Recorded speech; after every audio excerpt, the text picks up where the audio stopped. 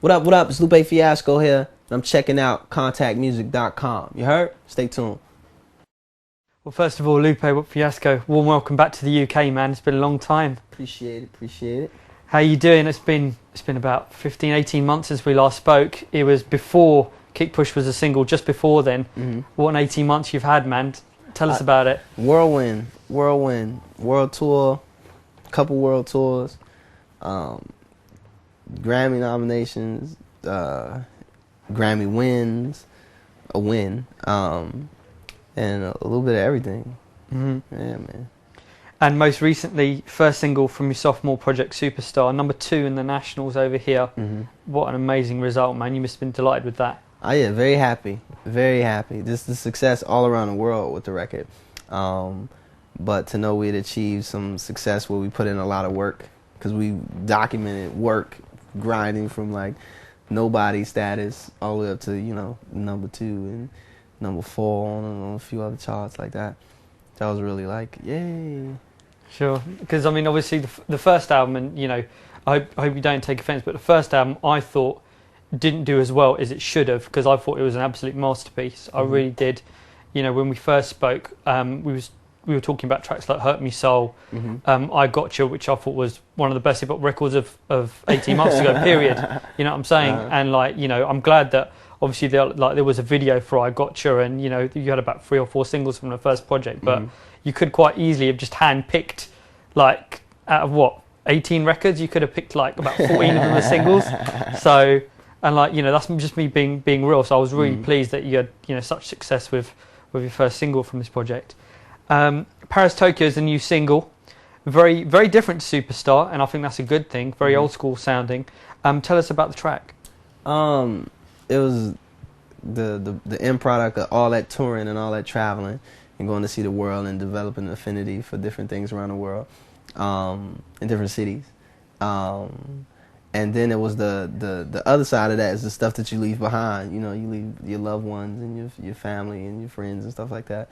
And your girl, you know, you leave your girl behind. So you always got to make that song to let her know that you're still like thinking about her and thinking about you and stuff like that. And that you're coming home, and that everywhere that I go, you know, you come with me, whether it be physically or in spirit or mentally or what have you.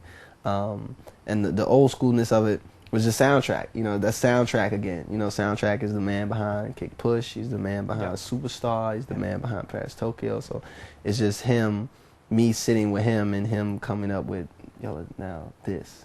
You know, okay, now here's another one, completely different from that one, and here's another, you know, and just following suit. Sure. I was going to say, actually, because Soundtrack has done pretty much your whole album, hasn't he? It's in both projects. Yeah. You do keep it sort of first and 15th. You keep it very much in-house, don't you? That must be obviously very close to your heart to do that. And like, I think that's, you know, it must be very, well, I'm sure it must be very easy just to have people like obviously Kanye West or Snoop Dogg or whoever it is just to jump aboard because they'd want to, you know.